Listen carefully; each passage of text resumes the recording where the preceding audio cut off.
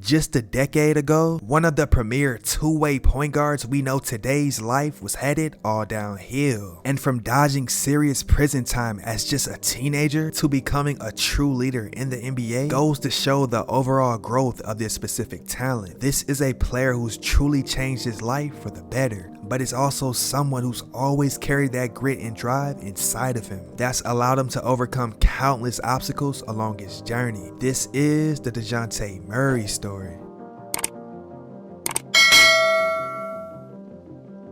Dejounte Murray was born on September 19, 1996 in Seattle, Washington. And so growing up in the South End, everybody called him Baby Boy, as that was the nickname given to him from his family, a nickname that he still goes by to this very day. But coming up as a kid, his mother was constantly in and out of prison and was the first female blood gang member in the state of Washington, and his father was nowhere near to be found. Dejounte would find himself heavily involved in the streets, seeking any type of guidance he could find. At around the age of just 5 years old, he knew what every single drug was. And to make matters even worse, since he was forced to pretty much be on his own at such that young age, the illegal activity he would find himself getting into got him arrested at just the age of 11 years old. He even stated, quote unquote, "I got active in the streets at 11 years old." When I mean active in the streets, not just on the corner. They knew my name when I got on the block. Now, the trouble he was getting into really didn't register in his brain at the time, as to him it was just normal. There was even stories around his grandmother, who was also involved around the streets, as well as being affiliated with gangs. It was clear that there was a cycle going around, being passed on generations going down. By the time he reached middle school, he would find himself going from houses to hotels. He was pretty much never really in a stable environment. And as he reached a freshman in high school, Murray would find himself right back in juvenile. Dejounte would also go on to receive his first federal case that could have gave him life in prison. But while he was locked up, he would receive a call from somebody saying that a large amount of his friends were getting locked up left and right. And by the time Dejounte was released in his sophomore year, there was only just 2 of his friends remaining. This led Dejounte to sit down with his uncle, and he would tell him, quote unquote, "Jail isn't for me. And I know that if I keep going down this road, I was either going to be dead or in prison." But right around this time, somebody very special would step in and kind of guide him towards the right directions, by the name of Jamal Crawford. He would then go on to encourage Murray to stay in school and leave the streets alone, and to stay in the gym, as he believed that Dejounte had a bright future ahead of him if he stayed on track. Murray even stated, quote unquote, "I never looked back since I got out of juvenile my sophomore year." Now, the fact that Jamal Crawford really stepped up to the plate and took Dejounte under his wing while playing in the NBA on that busy schedule went on to show on how great of a person Jamal Crawford really was. Murray would go on to attend Rainier Beach High School in Seattle, Washington, the same school that former NBA standouts Nate Robinson and Doug Christie went to, as well as players like Marjon Beauchamp, Jamal Crawford, and Kevin Porter Jr. attended. At this point in time, Dejounte was in a somewhat better position, living with his uncle, where he could just focus on school and basketball. His work ethic and his notoriety would start to skyrocket, especially like when he used to dominate in the Jamal Crawford Pro-Am games against NBA players like Chris Paul.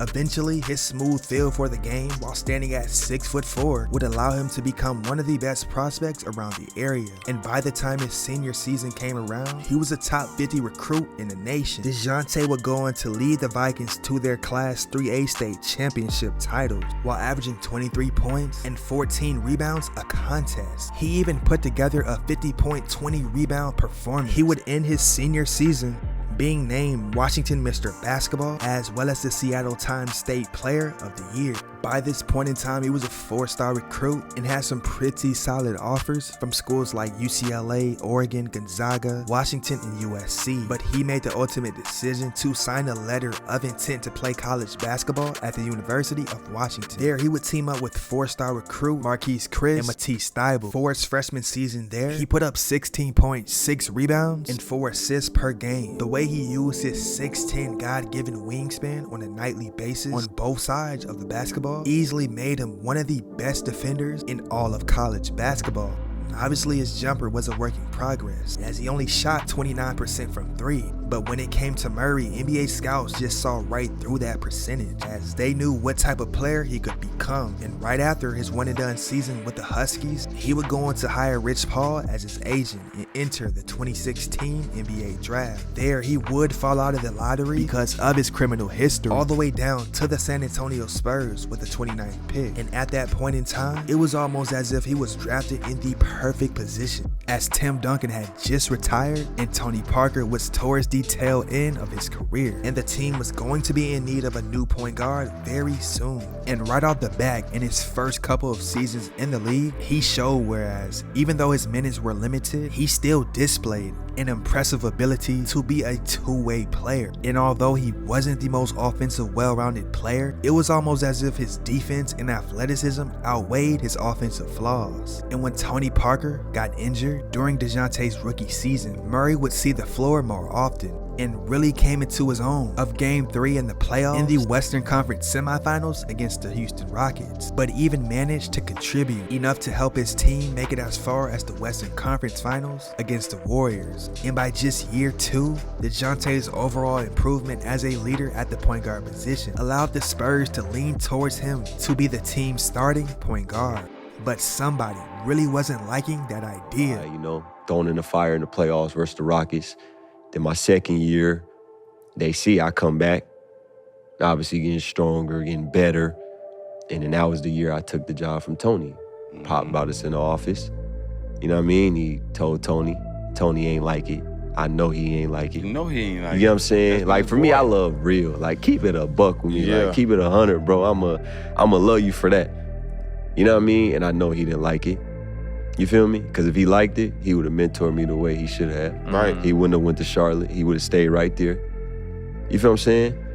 And that's me. You're going to get the real, Jess. He became the youngest player ever to make an all-defensive team, as he averaged 2 steals a contest, but still needed to polish up his offensive game. But at the very beginning of the 2018-19 season, Murray would go on to unfortunately tear his ACL, which caused him to miss the whole entire season. But he knew that he just couldn't stop there, which fueled him to really lock in, to come back stronger and sharper. And once he returned, he was simply on a mission. His shooting mechanics would start to improve, and he definitely solidified himself as the franchise piece, which earned him a 4-year extension. He ended the 2019-20 season averaging 11 points, snagging 6 rebounds, and dishing out 4 assists. He truly started to find his spots offensively and definitely became a premier mid-range scorer. He honestly took control and took action of the young new rebuilding core around him by being that scrappy guy and his team's defensive anchor, as he was able to get 2 steals per contest to go along with 188 deflections during the 2021 season. The following year, Dejounte would become a first-time All-Star after averaging an outstanding 21 points, 8 rebounds, and 9 assists, while becoming the steals leader. Now, although his squad did fall short of just making the playoffs, the significant improvement that he produced was just something you had to admire. And as the Spurs were preparing to go full rebuild mode,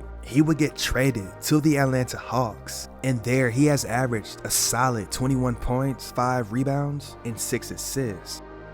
Dejounte Murray's life really did a whole 360 as he turned away from the negative-infested streets and really chose to maximize his talents on the basketball court, which has paid off and has allowed him to become somebody.